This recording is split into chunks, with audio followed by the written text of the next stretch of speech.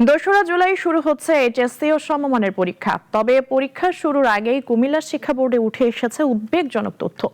এই বোর্ডের অধীনে ৮টি কলেজে এবার একজন শিক্ষার্থীও অংশ নিচ্ছে না এইচএসসি পরীক্ষায়। রুবেল মজুমদারের রিপোর্ট, জানাচ্ছেন শম্পা আক্তার। কুমিল্লা শিক্ষা বোর্ডের অধীনে ৮টি কলেজ এবার পরীক্ষার্থী শূন্য।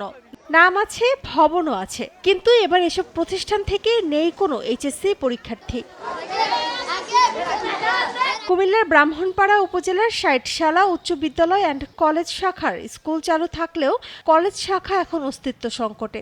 মূল সমস্যাটা হচ্ছে দুটো কলেজ এখানে মোটামুটি দাঁড়ায় গেছে। আমাদের এমপিওভুক্ত প্রতিষ্ঠান না, খণ্ডকালীন শিক্ষক দ্বারা চালিত, এবং এখানকার যে লোকালিটি যে শিক্ষার্থী এবং অভিভাবক, এখানে সবাই চায় যে ধরেন একটু বড় হলে চায় বাহিরের প্রতিষ্ঠানে যাওয়ার জন্য। একই অবস্থা বড়ুয়া উপজেলার বেগম জহিরা মহিলা কলেজে। ২৬ বছরের ইতিহাসে এবার প্রথমবারের মতো একজন পরীক্ষার্থীও নেই এখানে।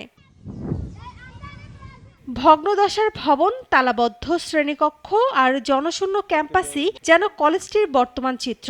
স্থানীয়দের অভিযোগ, দীর্ঘদিন ধরেই কলেজটি কার্যত অচল। কুমিল্লা শিক্ষা বোর্ডের তথ্য অনুযায়ী পরীক্ষার্থী নেই ব্রাহ্মণবাড়িয়ার ৪টি, কুমিল্লার ৩টি এবং ফেনীর ১টি কলেজে। সেই সমস্ত প্রতিষ্ঠান আমার মতে সরকারের সুষ্ঠু তদন্ত সাপেক্ষে এগুলিকে স্থগিত রাখা উচিত এবং তাদের শিক্ষকদের অন্যত্র সরিয়ে নিয়ে ব্যবস্থা করা উচিত। শিক্ষাবিদদের মতে, পরিকল্পনাহীনভাবে কলেজ স্থাপন, দুর্বল তদারকি, শিক্ষক সংকট এবং আর্থিক সমস্যার কারণে এসব প্রতিষ্ঠান অকার্যকর হয়ে পড়েছে। মানসম্মত শিক্ষক নিয়োগ দেওয়া হয় না। শিক্ষা প্রতিষ্ঠান যে হারে বেড়েছে, পাশাপাশি সে হারে এটির মান নিয়ন্ত্রণের ব্যবস্থা করা হয়নি। গেল বছর ফলাফল খারাপ হওয়ায় ১৩টি প্রতিষ্ঠানের একাডেমিক স্বীকৃতি বাতিল করেছিল কুমিল্লা শিক্ষা বোর্ড। এবার পরীক্ষার্থীবিহীন ৮টি কলেজ নিয়েও তদন্ত চলছে। তদন্ত শেষে বিধি অনুযায়ী প্রয়োজনীয় ব্যবস্থা নেওয়া হবে বলে জানিয়েছে বোর্ড কর্তৃপক্ষ।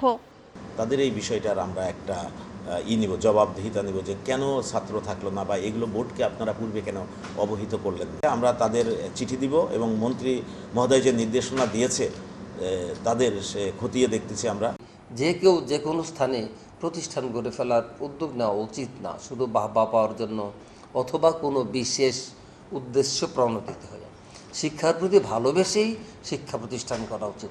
আগামী ২ জুলাই কুমিল্লা শিক্ষা বোর্ডের অধীনে ৬ জেলায় ৪৬৪টি শিক্ষা প্রতিষ্ঠান থেকে এইচএসসি পরীক্ষায় অংশ নেবে ৯৫,৭০২ জন শিক্ষার্থী। তবে ৮টি কলেজের একজন পরীক্ষার্থীও না থাকা শিক্ষা ব্যবস্থার মান, তদারকি ও অনুমোদন প্রক্রিয়া নিয়ে নতুন করে প্রশ্ন উঠেছে।